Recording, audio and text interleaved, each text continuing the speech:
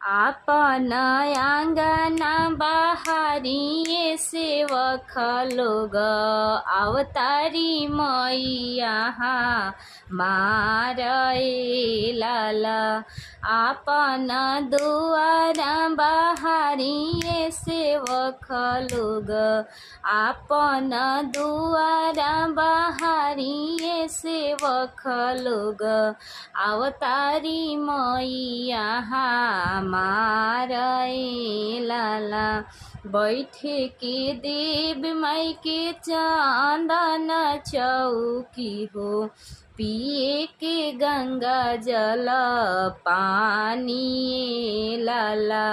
खाए के देव माई के खोआ मिठाई हो, खाए के देव माई के खोआ मिठाई हो।